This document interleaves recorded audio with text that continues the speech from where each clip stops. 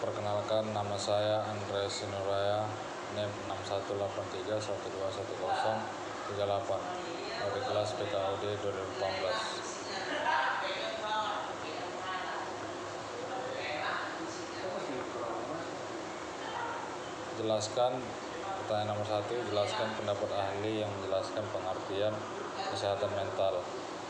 Jawab, menurut Piper dan Uden, suatu keadaan di mana seseorang tidak mengalami perasaan bersalah pada dirinya sendiri, memiliki estimasi yang realitas terhadap dirinya sendiri, dapat menerima kelebihan dan kekurangannya, kemampuan menghadapi masalah dalam hidupnya, memiliki kepuasan dalam kehidupan sosialnya, serta memiliki kebahagiaan dalam hidupnya. Menurut Frank L. K., kesehatan mental adalah orang yang terus-menerus tumbuh dan berkembang dalam hidupnya, menerima tanggung jawab, menemukan penyesuaian dalam memelihara aturan sosial dan tindakan dalam budaya. Menurut Freud, kesehatan mental adalah suatu dalam kondisi baik dari suatu organisasi atau bagiannya yang didirikan oleh fungsi yang normal dan tidak ada penyakit.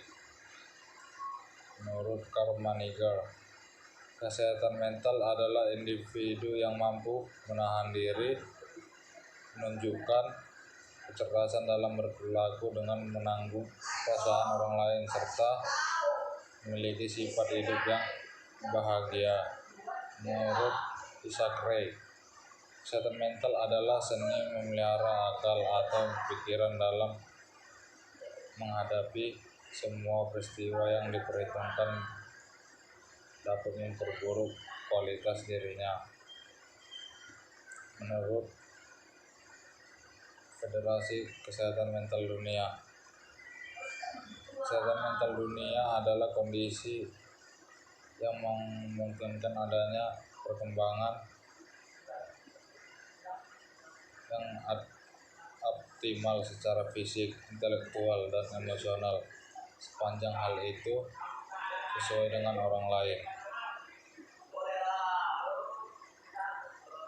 2. Hakikat ilmu kesehatan mental dilihat dari aspek 1. Entomologis, kesehatan mental merujuk kepada kebenaran. 2. Epistemologi, kesehatan mental yang merujuk ke pemikiran atau pengetahuan. Aksiologi, kesehatan mental yang mempengaruhi pada nilai. Sebutkan dan jelaskan tujuan saudara mempelajari ilmu kesehatan mental bila dihubungkan dengan profesi Anda nanti setelah sarjana. Tujuan saya mempelajari ilmu kesehatan mental adalah untuk dapat mengetahui cara membangun mental yang baik dan dapat menerapkannya di lingkungan keluarga, masyarakat, dan di sekolah. 4. Dasar hukum pembinaan kesehatan mental di Indonesia. Undang-Undang tentang Kesehatan Jiwa telah disahkan Presiden SBY pada tanggal 7 Agustus 2014. UU Nomor 18 Tahun 2014 tentang Kesehatan Jiwa diberlakukan dan diundang-undangkan dalam Lembaran NKRI tahun 2014 Nomor 185,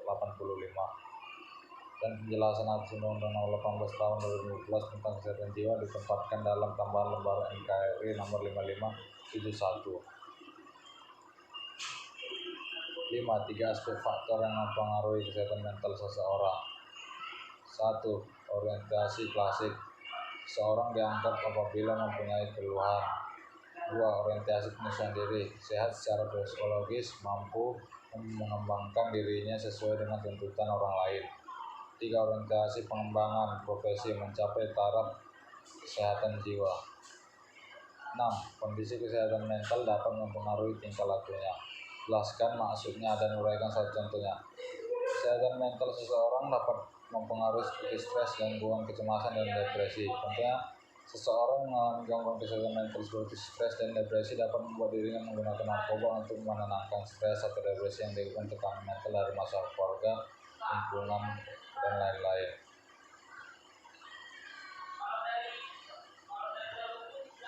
7. Kondisi kesehatan mental guru atau pelatih dapat mempengaruhi kesehatan mental anaknya. Kondisi kesehatan mental guru atau pelatih dapat mempengaruhi mental dari anak didiknya, karena jika mental seseorang guru bermasalah maka dia tidak akan dapat menyampaikan pembelajaran atau latihan yang sesuai dengan kebutuhan atlet atau anak didik dari seorang pelatih ataupun guru. Contohnya, guru tidak dapat mengajar dengan baik sehingga anak didiknya tidak mengerti apa yang diajarkan oleh guru tersebut. Pada umumnya siswa akan mengikuti tingkah laku dari guru. Jadi jika mental guru bermasalah akan berdampak juga pada anak didiknya nanti. 8.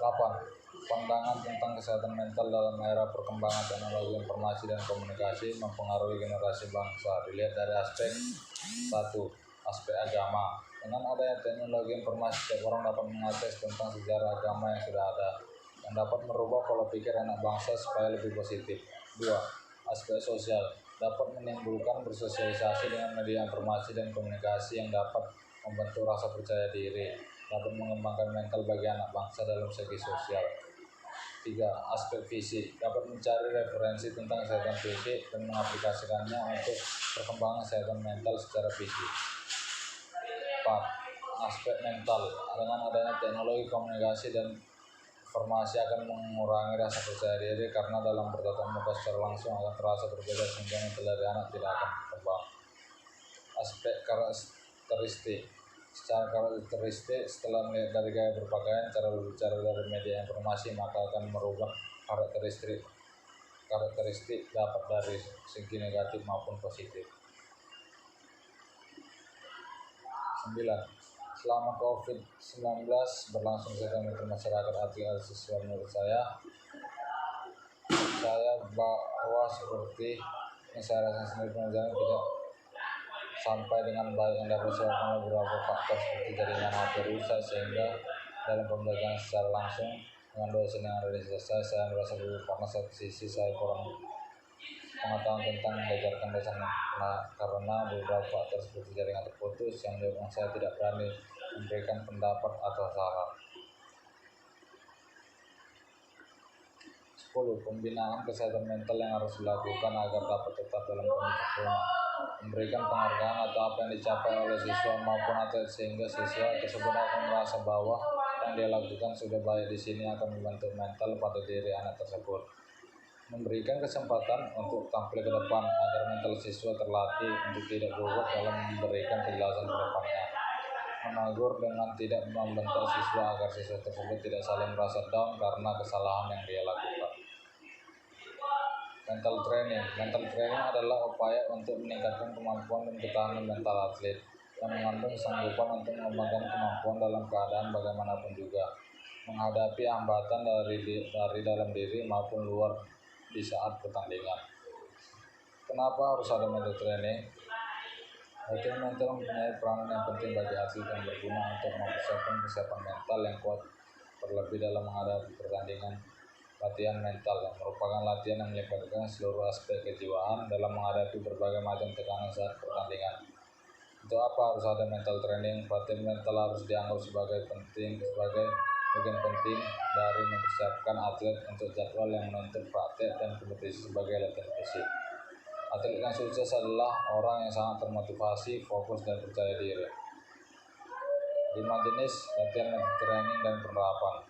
1. Membuat catatan harian mental atau mental log. Catatan latihan mental merupakan catatan harian ditulis setiap atlet selesai melakukan latihan pertandingan atau cara lain yang berkaitan dengan olahraganya. Dalam buku catatan latihan mental ini dapat dituliskan pikiran, bayangan, ketakutan, emosi, dan hal-hal lain yang dianggap penting dan relevan oleh atlet. Catatan ini semestinya dapat menceritakan bagaimana atlet berpikir, bertindak, bereaksi, juga merupakan tempat untuk mencurahkan segala perasaan negatif jika melakukan kegagalan atau tampil buruk. 2. Penetapan sasaran atau goal setting. Penetapan sasaran perlu dilakukan agar atlet memiliki arah yang harus dituju. Penetapan sasaran ini mungkin harus bisa diukur agar dapat melihat perkembangan dari pencapaian sasaran yang ditetapkan. Sasaran ini sebaiknya dikonsultasikan juga dengan pelatih. Sasaran tersebut harus membuat atlet tertantang, tetapi tidak boleh terlalu mudah atau terlalu sulit, agar dapat berfungsi juga sebagai pembangkit motivasi.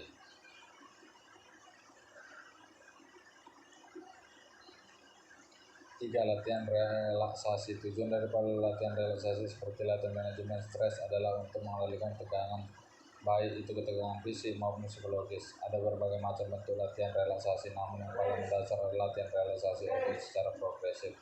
Tujuan daripada latihan ini adalah agar atlet dapat mengenali kapan saatnya harus rileks dan membedakannya dengan keadaan tegang. 4. Latihan visualisasi. Latihan visualisasi merupakan satu bentuk latihan mental yang berupa pembayangan diri dalam pikiran. Manfaat daripada latihan imagery antara lain adalah untuk mempelajari teknik baru, memperbaiki teknik yang masih salah atau belum sempurna, latihan simulasi dalam pikiran, dan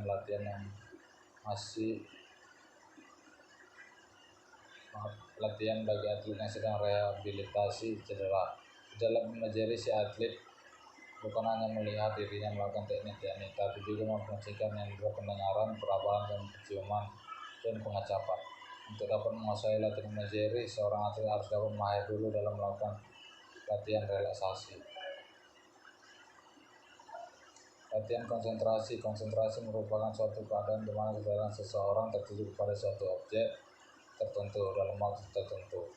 Dalam olahraga, masalah yang paling sering timbul akibat terganggunya konsentrasi adalah berkurangnya akurasi lemparan, pukulan, tendangan, atau tembakan sehingga tidak mengenai sasaran. Sekian hasil presentasi ujian ilmu kesehatan mental saya. Terima kasih.